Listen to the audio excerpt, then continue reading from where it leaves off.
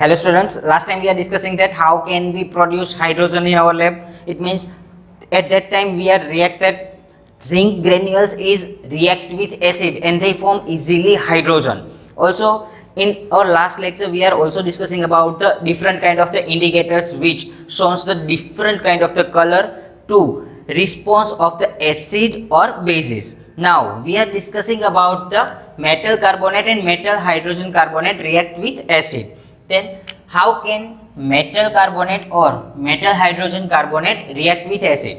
So first of all, what is the meaning of carbonate? Mainly carbonate is formed by CO3 minus 2.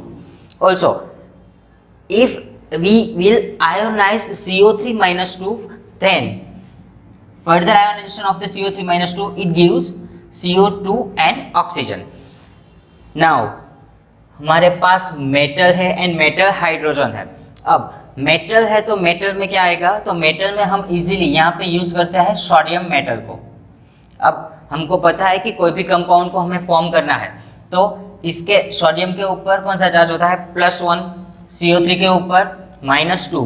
तो suppose मुझे metal carbonate का formula form करना है तो ये easily क्या फॉर्म करेगा, तो Na2CO3 बिकॉज यहाँ पे -2 चार्ज है, यहाँ पे +1 है. ये दोनों को स्टेबिलाईज करने के लिए हम क्या करते हैं, सोडियम को डबल और ट्वाइस में यूज करते हैं. इसकी वजह से ये क्या फॉर्म करता है, Na2CO3. अब ये तो हो गया मेटल कार्बोनेट. अब हमें मेटल हाइड्रोजन कार्बोनेट चाहिए तो उसका फॉर्मूला क्या होता है, तो उसका फॉर्मूला होता है NaHCO3 यानी कि सोडियम हाइड्रोजन कार्बोनेट. इसका नाम होता है सोडियम कार्बोनेट. तो हमारे पास सोडियम कार्बोनेट है और एल्स सोडियम हाइड्रोजन कार्बोनेट है. ये दोनों जब भी उसके अंदर एसिड आएगा तो ये एसिड के ऊपर कैसे रिएक्ट करते हैं, उसके लिए हमें एक एक्टिविटी दी गई है. मेनली यहाँ पे आप देख सकते हो कि ये एक स्टैंड है, ये एक स्टैंड के साथ हमने एक टेस्ट ट्यूब को कनेक्ट किया हुआ है. ये टेस्ट ट्यूब ये क्या शो करता है, तो ये टेस्ट ट्यूब के अंदर हमने पहले से क्या रखा हुआ है, सोडियम कार्बोनेट. सोडियम कार्बोनेट रखा है, इट मीन्स यहाँ पे हमने क्या रखा है, Na2CO3 को हमने रखा हुआ है.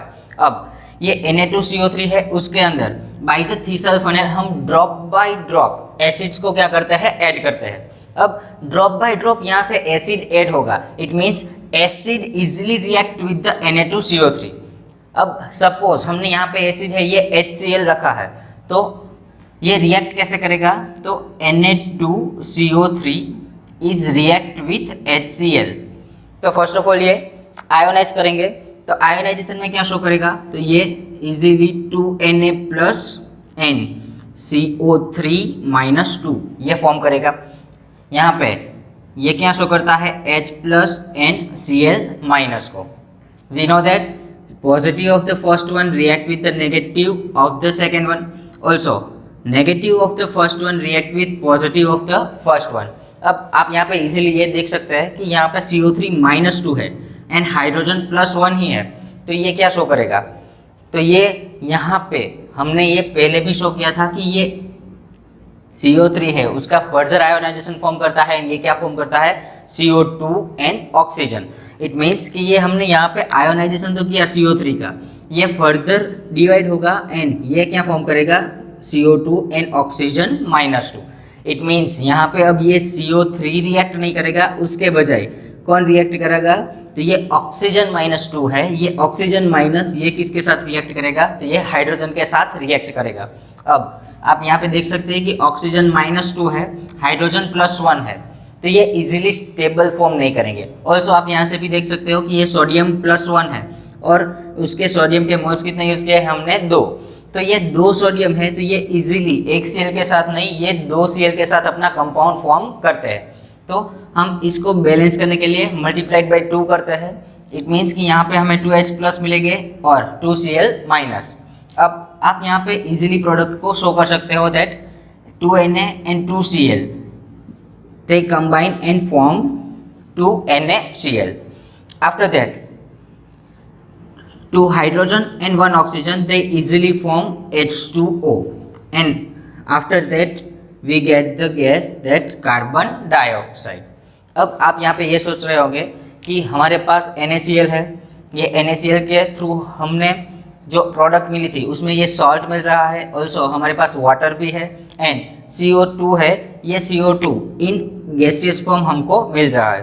अब ये CO2 इन गैसियस फॉर्म है, तो ये रिएक्शन हमने की थी जब भी हमने उसके अंदर क्या डाला था, सोडियम कार्बोनेट को डाला था। If we add sodium hydrogen carbonate, तो ये कैसे रिएक्ट करेगा, तो यहाँ से उसकी रिएक्शन को शो करते हैं दैट सोडियम हाइड्रोजन कार्बोनेट है। अब ये रिएक्ट कर रहा है किसके साथ, HCl के साथ रिएक्ट कर रहा है। तो इसका ionization first of all form करेंगे, तो इसका आयोनाइजेशन क्या होता है, Na+, also H+ and CO3 -2 होता है, पर उसका फर्दर आयोनाइजेशन फॉर्म करने के बाद हमको क्या मिलता है, CO2 एंड ऑक्सीजन मिलता है। तो हम डायरेक्टली ये CO2 एंड ऑक्सीजन -2 को ही लिखते हैं। अब यहाँ पे हमारे पास HCl है, उसका आयोनाइजेशन क्या होगा, H+ and Cl-। Now here sodium is react with Cl and we get the product NaCl. After that, this hydrogen and this hydrogen will combine and react with oxygen.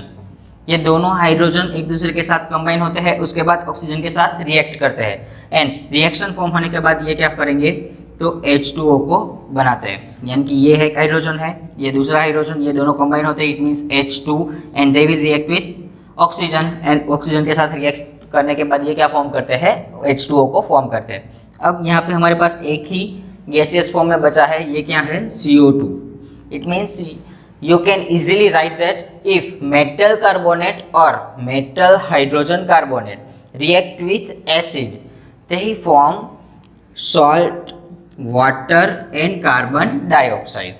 अब आपको ये तो पता चल गया कि हमारे पास अब गैसियस फॉर्म में ये CO2 है, ये CO2 in gaseous form liberate हो रहा है।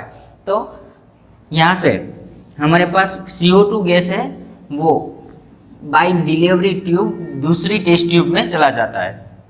ये कैसे होता है, तो यहाँ पे मेरी रिएक्शन कंप्लीट होती है, तो ये रिएक्शन में इन दिस पोर्शन क्या हो रहा है, CO2 प्रोड्यूस हो रहा है। अब ये CO2 है, ये गैसियस है, इसलिए from bottom to top travel करता है and by the delivery tube दूसरी टेस्ट ट्यूब में चला जाता है। अब ये दूसरी टेस्ट ट्यूब में जब भी चला जाता है तो ये क्या करेगा, तो इस टेस्ट ट्यूब में हमने पहले से कौन सा सॉल्यूशन रखा हुआ है, कैल्शियम हाइड्रोक्साइड। अब ये आपको पता होगा कि कैल्शियम हाइड्रोक्साइड है, उसका फॉर्मूला क्या होता है, CaOH ट्वाइस। अब ये CaOH ट्वाइस उसका फॉर्मूला है, तो ये कैल्शियम हाइड्रोक्साइड को हमने रखा है, it means it's a base. अब इसके अंदर रिएक्शन करने के लिए कौन आ रहा है, तो इसके अंदर रिएक्शन करने के लिए यहाँ से जो हमारा CO2 था, ये CO2 इन गैसियस फॉर्म, ये बाय द डिलीवरी ट्यूब दूसरी टेस्ट ट्यूब में जाता है। It means here carbon dioxide है, ये कार्बन डाइऑक्साइड उसके साथ क्या करता है, तो ये रिएक्शन फॉर्म करता है। अब आप यहाँ पे इसका भी आयोनाइजेशन करके ये रिएक्शन को इजीली याद रख सकते हो। दैट Ca है तो ये Ca+2 फॉर्म करेगा, ऑल्सो ये OH ट्वाइस है, इस दोनों को हम सेपरेटली लिखते हैं। इट मीन्स हमारे पास 2 ऑक्सीजन है एंड हमारे पास 2 हाइड्रोजन्स है, 2 ऑक्सीजन्स है एंड 2 हाइड्रोजन्स है। अब यहाँ पे CO2 का CO2 ऐसे ही है। Now this oxygen will react with CO2, तो आपको ये देख सकते हो कि CO3 का आयोनाइजेशन किया था तो हमको CO2 एंड ऑक्सीजन मिला था। अब ये दोनों को कंबाइन करने के बाद हमको फिर से क्या मिल सकता है, तो CO3-2 मिल सकता है। It means this oxygen is react with carbon dioxide and form CO3-2. This CO3-2 is also react with Ca+2 and it form CaCO3 plus. यहाँ पे आप ये इजीली देख सकते हो कि ये 2 हाइड्रोजन एंड ऑक्सीजन है, तो ये कंबाइन होने के बाद ये क्या फॉर्म करेंगे, तो ये H2O को फॉर्म करते हैं। इट मीन्स कि we get the product that CaCO3 and H2O when the calcium hydroxide solution है दूसरी टेस्ट ट्यूब में, उसके ऊपर हम जब भी कार्बन डाइऑक्साइड को पास करेंगे तो ये इजीली क्या फॉर्म करता है, तो ये इजीली CaCO3 एंड H2O को फॉर्म करता है। इट मीन्स कि ये CaCO3 एंड H2O का जो कोई भी सॉल्यूशन है, ये सॉल्यूशन इस टेस्ट ट्यूब के अंदर फॉर्म होता है और उसी के अंदर रहता है। अब if we pass the excess of the carbon dioxide, यानी कि यहाँ पे हमने कार्बन डाइऑक्साइड तो भेजा था, उसने रिएक्ट करने के बाद ये प्रोडक्ट तो फॉर्म कर दी, बट उसके बजाय हम दूसरे कार्बन डाइऑक्साइड को भी उसके अंदर डालते हैं, तो ये क्या करेगा, तो हमारे पास अब सॉल्यूशन है, ये कौन सा होगा, तो ये सॉल्यूशन CaCO3 प्लस H2O तो होगा, ये प्रोडक्ट तो हमारे पास पहले से यहाँ पे अवेलेबल है। अब उसके ऊपर फिर से कौन आएगा, तो उसके ऊपर फिर से कार्बन डाइऑक्साइड आता है। अब यहाँ पे रिएक्शन कैसे शो करेंगे, तो यहाँ पे हमारे पास Ca है, उसका आयोनाइजेशन करते हैं CaCO3 का, तो ये Ca+2, ऑल्सो CO3 है तो उसका क्या करेंगे CO3-2। अब यहाँ पे हम इसके एटम्स को सेपरेटली लिखते हैं, ये ऑक्सीजन है, ये ऑक्सीजन कार्बन डाइऑक्साइड के पास चला जाता है, तो ये इजीली क्या शो करेगा, तो ये इजीली CO3-2 बनाएगा।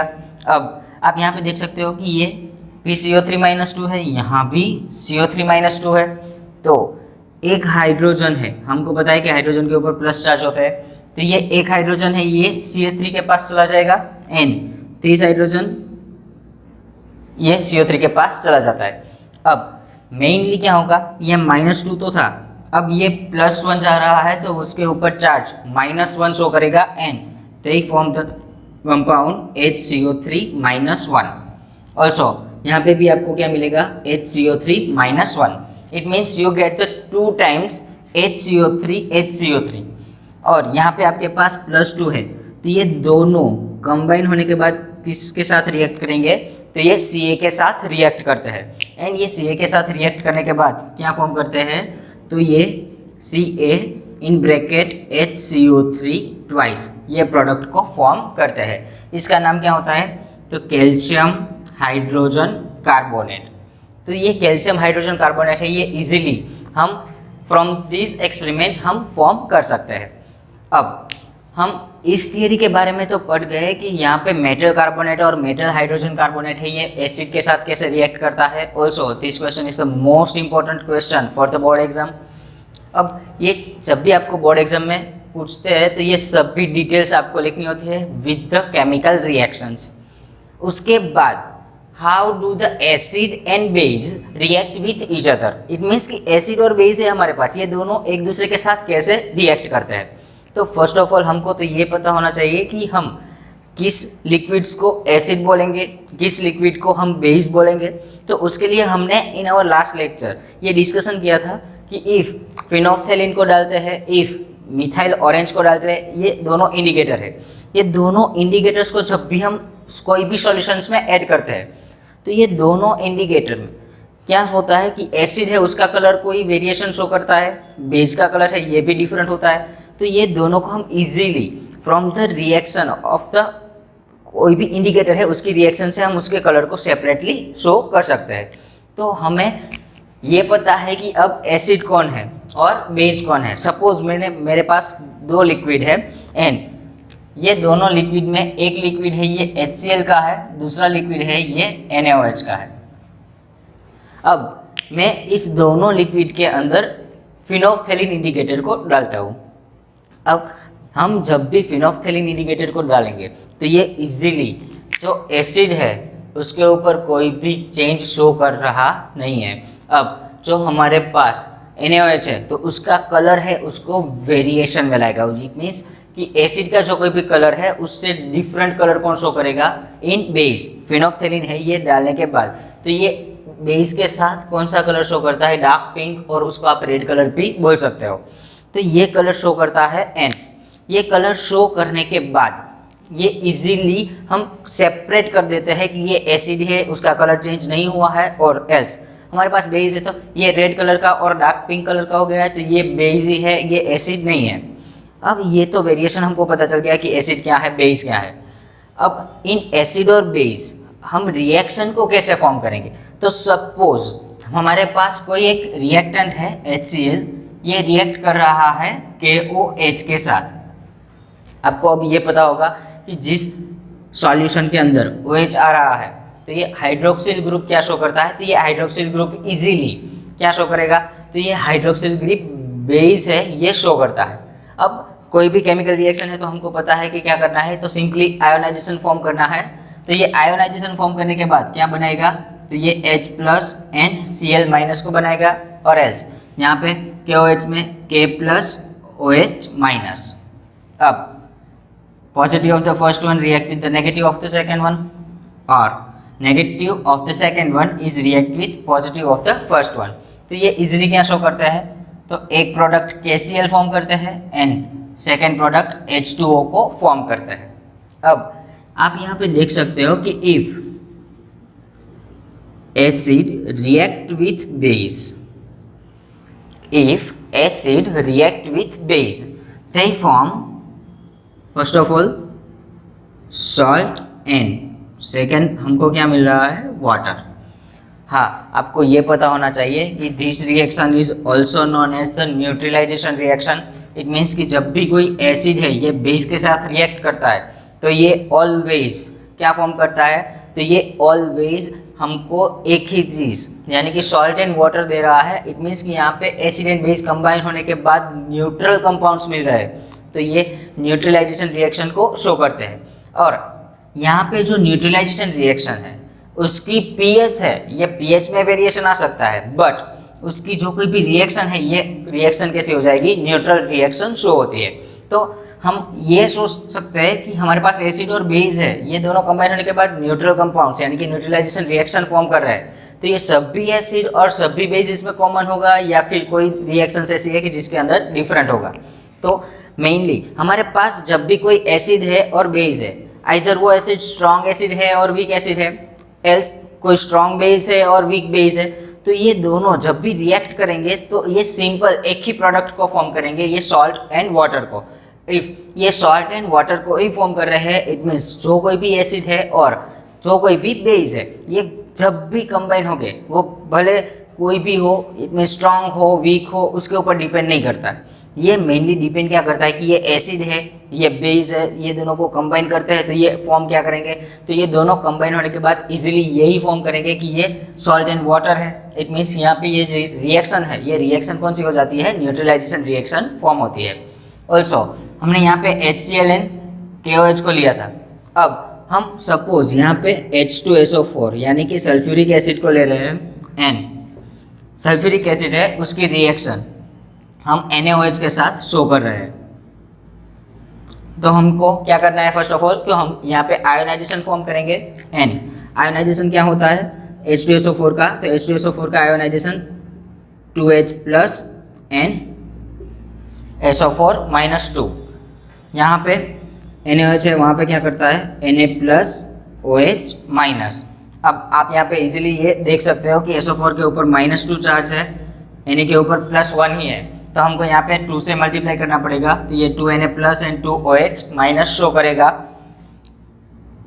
ये क्रॉसली एक दूसरे के साथ रिएक्ट करते हैं, ये इजीली क्या फॉर्म करते हैं, तो ये Na2SO4 यानी कि ये दोनों Na एंड SO4 रिएक्ट कर रहा है। Also 2H plus and 2OH minus, ये क्या फॉर्म करेंगे, 2H2O को फॉर्म करते हैं। तो इस तरह से कोई भी रिएक्शन है, ये रिएक्शन इजीली हम शो कर सकते हैं by the ionization of the acid and base and from that we get the salt and water. It means neutralization reaction ये इजीली शो करते हैं। अब इस थियरी में हमने यहाँ पे ऐसा बोला था कि ये स्ट्रॉन्ग एसिड है, स्ट्रॉन्ग बेस है, तो ये स्ट्रॉन्ग एसिड, स्ट्रॉन्ग बेस और else weak acid, weak base, तो ये सभी क्या है, तो ये किस तरह से हम उसको सेपरेट कर सकते हैं। तो उसके लिए कि हमारे पास स्ट्रॉन्ग एसिड है, ये किसको हम बोल सकते हैं, एंड वीक एसिड, ये हम किसको बोलेंगे, मेनली हमारे पास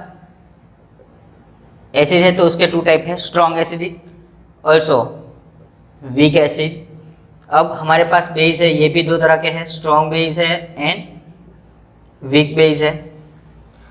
तो हम इजीली इनको सेपरेट बाय द वाटर के साथ जब भी ये रिएक्ट कर रहे हैं तो उसका आयोनाइजेशन कैसा होता है, उसके डिफरेंस और उसके रीजन से हम इसको क्या कर सकते हैं, सेपरेट कर सकते हैं। इट मीन्स स्ट्रॉन्ग एसिड है तो स्ट्रॉन्ग एसिड के अंदर ये क्या करेंगे, तो ये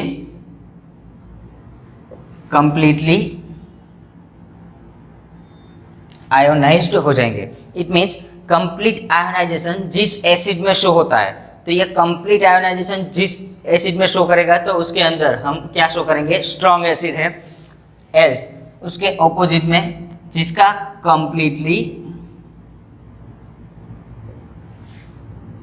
आयोनाइजेशन फॉर्म नहीं होता है, तो ये कंप्लीट आयोनाइजेशन नहीं, it means partial ionization form करता है, तो उसको हम क्या बोलेंगे, वीक एसिड।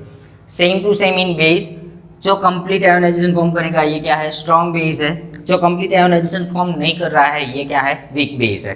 अब आपको ये भी पता होना चाहिए कि इसके अंदर कौन कौन से एसिड ऐसे है कि जो स्ट्रॉन्ग एसिड है और वीक एसिड है, कौन स्ट्रॉन्ग बेस है, कौन वीक बेस है। तो उसके लिए जो स्ट्रॉन्ग एसिड है उसमें 3 ही एसिड है जिसको हम इंक्लूड कर रहे हैं। That first one is HCl। HCl है ये स्ट्रॉन्ग एसिड है। ऑल्सो हमारे पास है H2SO4। H2SO4 है, ये भी कैसा है, तो ये भी स्ट्रॉन्ग एसिड है, it means hydrochloric acid, sulphuric acid. And the third one is HNO3। तो ये तीनों के तीनों एसिड ऐसे है कि ये तीनों एसिड कैसे है कि इसके अंदर हम जब भी वाटर को डालेंगे तो ये कंप्लीट आयोनाइजेशन फॉर्म करते हैं। ऐसा नहीं है कि सिर्फ हमको वाटर को ही डालना है, किसी के भी साथ रिएक्ट कर रहा है तो ये कंप्लीट आयोनाइजेशन फॉर्म करते हैं, उसकी वजह से हम इसको क्या बोलते हैं, स्ट्रॉन्ग एसिड बोलते हैं। अब हाइड्रोक्लोरिक एसिड है, सल्फ्यूरिक एसिड है and HNO3 it means nitric acid है। ये 3 एसिड के सिवाय जो कोई भी एसिड्स आपको दी जाता है, तो ये एसिड जब भी आपको दिए जाते हैं तो ये सभी एसिड को आपको क्या मानना है कि ये सभी एसिड कौन सा है, वीक एसिड है। सपोज हम ये बोले कि हमारे पास H2CO3 है, उसका नाम होता है कार्बोनिक एसिड, तो ये कार्बोनिक एसिड है। तो ये कार्बोनिक एसिड को हम जब भी लेंगे तो उसको हम क्या बोलेंगे, ये कौन सा एसिड है, ये वीक एसिड है, उसका कंप्लीटली आयोनाइजेशन फॉर्म नहीं हो रहा है, इट मीन्स वहाँ पे पार्शियल आयोनाइजेशन फॉर्म होगा। आफ्टर दैट CH3COOH, इसका नाम है एसिटिक एसिड एक्सेट्रा। हम यहाँ पे बहुत सारे एसिड है, ये सभी को ले सकते हैं, बट आपको मेनली ये याद रखना है कि HCl, H2SO4 एंड HNO3 ये 3 एसिड्स ऐसे है कि ये स्ट्रॉन्ग एसिड्स है। अब फॉर द स्ट्रॉन्ग बेस जो कंप्लीट आयोनाइजेशन फॉर्म करेंगे उस बेस को हम क्या कहेंगे, स्ट्रॉन्ग बेस कहेंगे। अब इसके अंदर सिर्फ 2 ही बेस ऐसे है, that first one is NaOH and second one is KOH। ये दोनों ही बेस ऐसे है कि ये स्ट्रॉन्गेस्ट बेस है, उसके अलावा कोई भी बेस ऐसा नहीं है कि ये स्ट्रॉन्ग बेस हो। मीन्स कि complete ionization NaOH and KOH का ही फॉर्म होता है। एंड वीक बेस के अंदर हम एग्जांपल्स में लिख सकते हैं COH ट्वाइस यानी कि calcium hydroxide, also NH4OH it means ammonium hydroxide. तो ये different kind of the examples है कि हम उसको शो करते हैं कि ये स्ट्रॉन्ग है, ये वीक है, बट आपको याद सिर्फ strong base and strong acid को ही रखना है, बिकॉज आपने ये 3 और ये दोनों इसको याद रख लिया तो उसके सिवाय जो कोई भी है ये सभी वीक कैटेगरी में आ जाएंगे। बेस होगा तो ये वीक बेस शो कर देगा, वीक एसिड होगा तो ये वीक एसिड के कैटेगरी में चला जाएगा। इट मीन्स आपको ये 5 ही है जो जिसको याद रखना है, that HCl, H2SO4, HNO3 and for the strong base NaOH and KOH। तो ये totally strong acid and strong base है जिसके थ्रू आप कोई भी सॉल्ट के नेचर को शो कर सकते हो, यानी कि उसकी रिएक्शन फॉर्म होती है, उसका सॉल्ट बन गया है तो ये सॉल्ट है, ये एसिडिक सॉल्ट है या फिर बेसिक सॉल्ट है, उसको आप इजीली शो कर सकते हो। तो ये थियरी हम हमारे नेक्स्ट लेक्चर में देखेंगे।